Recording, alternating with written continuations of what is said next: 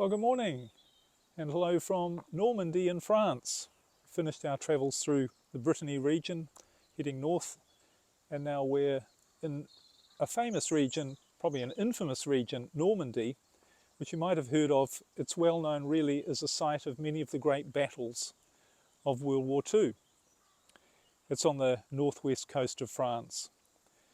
And the interesting thing is, or one of the interesting things I thought I wanted to share with you today, is really around the influence of World War II.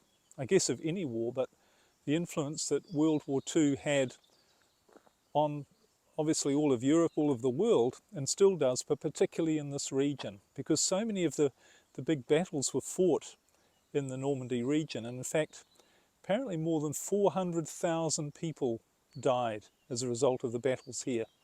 And I'm in a little place, this little church behind me called Brocourt, I think that's how you pronounce it. And I was just having a wander around and noticing some war graves here. And the thought that really struck me that I wanted to share with you was, as I was looking at the graves and the history of some of the men who died in the battles of World War II, and obviously there's only a few of them. Normandy is full of memorials and grave sites. But what really struck me was that these men, and they were men in this particular graveyard just behind this church here, they were all in their 20s, in their 30s.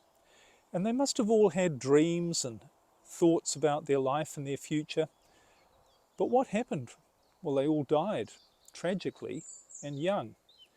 But the interesting thing is, I'm sure that of all of the men who died, none of them obviously wanted that to happen. But more importantly, I think the lesson for us is, the thought that I want to share is, they didn't know what was going to happen to them in their future. They might have had dreams and plans and ideas and projects, but what happened was not what they were expecting. And I think if we really think about our own life and say, or think about the things that have happened to us in our own life, we realize that they're not what we're expecting. They're virtually never what we're expecting. So the question you have to ask yourself is, why am I trying to plan for the future when I don't know what's going to happen? When I really don't know what's going to happen, when things are always going to turn out unexpectedly. And if you look around the world and think about how many people, including ourselves I guess, but how many people are spending enormous amounts of time and money predicting the future, telling us what's going to happen, trying to help us create a life and know what's going to happen as well. And we spend so much time trying to think about the future and wondering what's going to happen. But the answer to the question is, when we ask the question, how do I know what's going to happen to me? Or why has what has happened to me happened to me? Then the only answer you can really come up with, I think, is I don't know. I don't know why my life has turned out the way it has. I don't know why things have happened to me the way they have. And the truth is, I don't know what's going to happen in the future. Now, a couple of things I think come when you admit the truth, that we don't know what's going to happen in the future. Firstly, we're telling ourselves finally the truth. Instead of spending all this time trying to plan for our future and figure things out and work out what we need and what we should have and how to get to certain goals, when we accept the fact that we simply don't know what's going to happen to us, we're telling the truth. And when you tell the truth, you feel this sense of relief and you think, well, at least I'm being honest. I can admit it to myself. I honestly don't know what's going to happen in the future.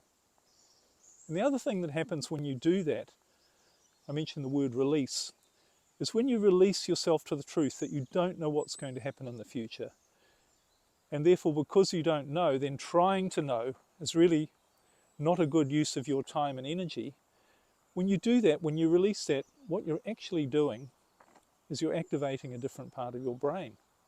And you're activating the part of your brain which I call your creative brain, which does know what your future is going to look like. Now, you don't know, but your creative brain does. And you start to allow it to bring together all of the things that are necessary for you to have the best future possible. So that's my thought for today, is just accept we don't know what's going to happen to ourselves, to the world, to anything. We don't know why what's happened has happened. We simply don't know. And maybe we're not supposed to know. Maybe what we're supposed to do is trust and allow that the right things will happen. Allow our brain to take control and make sure the right things happen. So maybe something to think about for today. Thanks for joining me. If you'd like to know more about this sort of information that I'm sharing and about how your brain works, I also have a podcast called Let Yourself Off the Hook. And this goes into a lot more detail with a lot more ideas on how this works, or how your brain works, and really my thoughts based on my research and experience on how things happen the way they do and how to make things happen a bit better perhaps in our life. So you'll find my Let Yourself Off the Hook podcast on all the podcast platforms and also on my website, liamnaden.com. So thanks a lot for watching. If you like this content, please check out my website, and also please subscribe and leave a like and a comment. It really helps me get the word out more. All the best, and talk to you again soon.